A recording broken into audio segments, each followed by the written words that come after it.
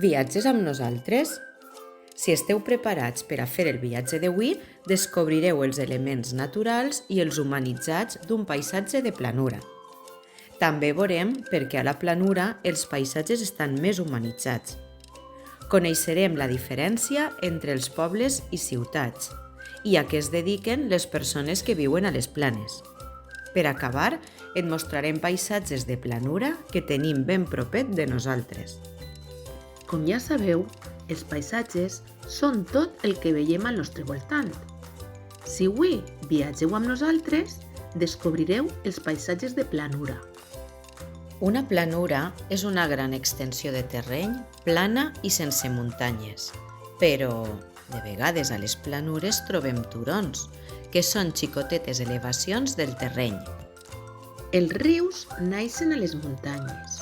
Allí són estrets i les seues aigües van a molta velocitat. Però quan arriben a la planura, es fan més amples i les seues aigües corren més tranquil·les, fins que arriben a la mar. A les planures també hi ha boscos i llacs. Els boscos i els llacs també serien elements naturals d'un paisatge de planura. A les planures tenim menys elements naturals, ja que com són terrenys més còmodes, les persones els hem transformat molt. Per exemple, a les planures trobem molts horts. Els horts, encara que estiguen fets amb plantes, són elements humanitzats. Sabeu per què? Efectivament, els horts els han sembrat les persones.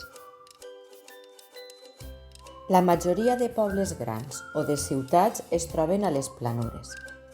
Per això els paisatges de planura estan més transformats per les persones. Als pobles viuen menys persones perquè són més menuts. Els edificis no són massa alts i els carrers són més estrets. Hi ha poques botigues i pocs cotxes circulen pels carrers. Per contra, a les ciutats viu molta gent i els edificis són molt alts. A les ciutats, els carrers són molt amples. Fins i tot hi ha avingudes, que són carrers molt amples. Hi ha moltes botigues, comerços, supermercats, fins i tot hi ha centres comercials. El tràfic a les ciutats és realment abundant. Conduir o passejar tranquil per una ciutat és molt complicat. Les persones que viuen a les planures treballen al camp, a les fàbriques, en oficines, en comerços. Treballar a les planures és més fàcil que a la muntanya, ja que hi ha més varietat de treball.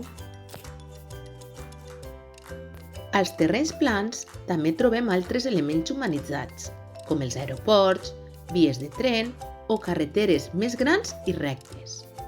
Fer construccions a la planura és molt més fàcil que a la muntanya. Voleu conèixer els paisatges de planura que tenim molt proper de nosaltres? Nosaltres vivim en un poble de la Plana.